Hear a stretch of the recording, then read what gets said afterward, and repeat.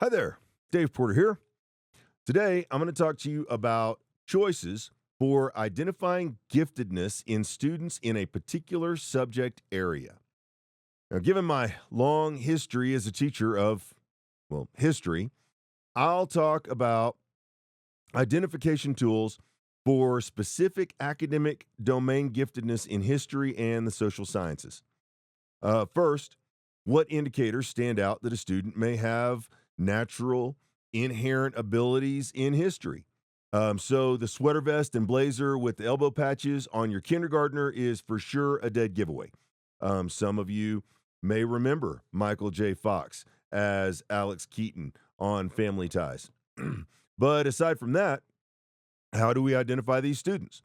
Well, is this a student who has a profound curiosity about history or society or social studies?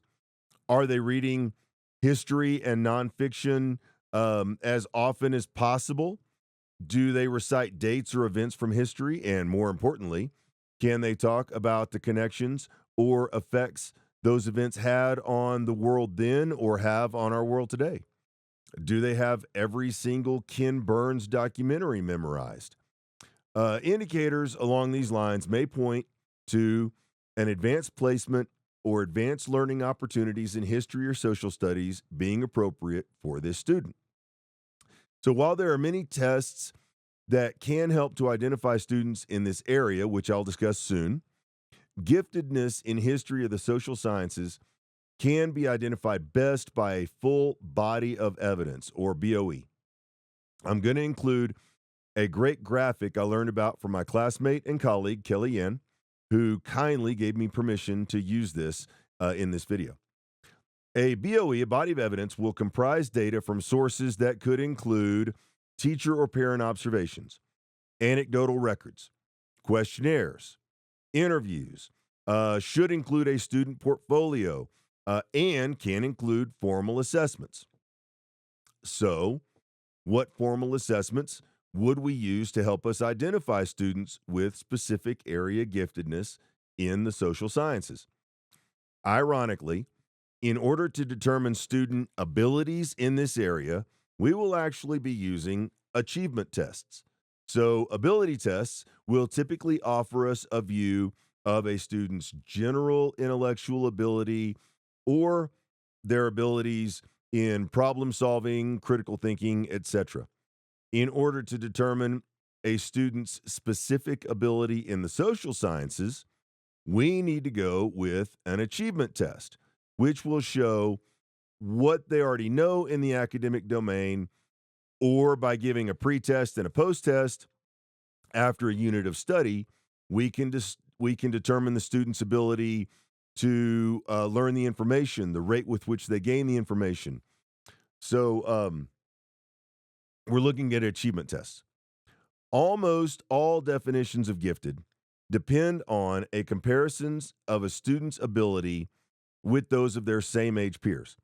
So if a student has the potential to work at a higher level than their classmates, will a test designed for that level of student help us to identify students' giftedness? Will on level testing help us to identify that gifted student? Maybe. Most achievement tests are designed to include above level questions to avoid having a ceiling effect, where the test doesn't accurately show a child's abilities because the level of the questions doesn't match the student's abilities.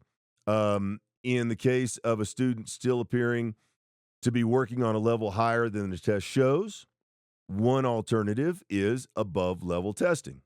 This is exactly what it sounds like: giving a student a test which was designed or normed for grade levels higher than the student is currently in.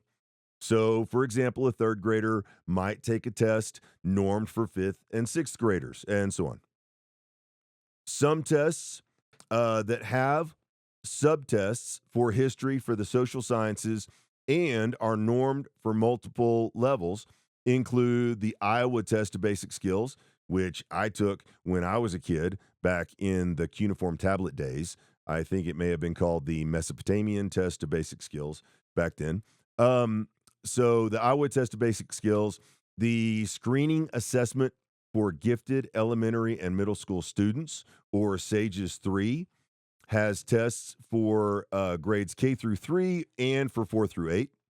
The Woodcock Johnson 4 has an extended battery that includes social studies and has levels from age 2 to 90 plus.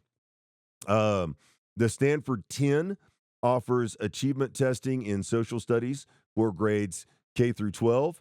And even the ACT, normed for students in high school, can be used for off level testing.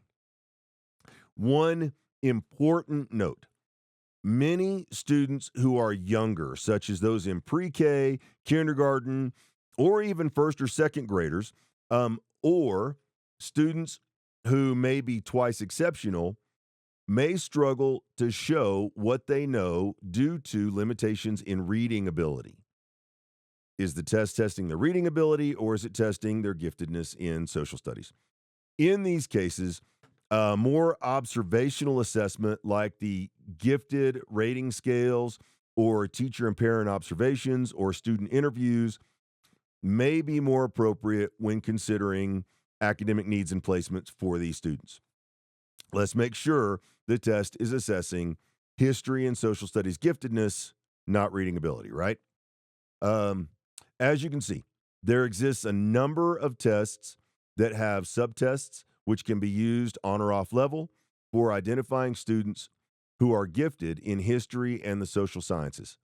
The internet has many, many, many resources for finding achievement tests to help us here, but I found my information for this video from the Colorado Department of Education's tool, the Matrix of Commonly Used Assessments for Gifted Identification, as well as from the books Identifying Gifted Students, a Practical Guide by Dr. Susan Johnson, and Alternative Assessments with Gifted and Talented Students by Dr. Joyce Van Tassel-Baska. Okay, that's all for me for today.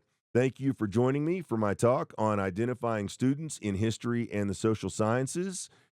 Have a great day. Goodbye.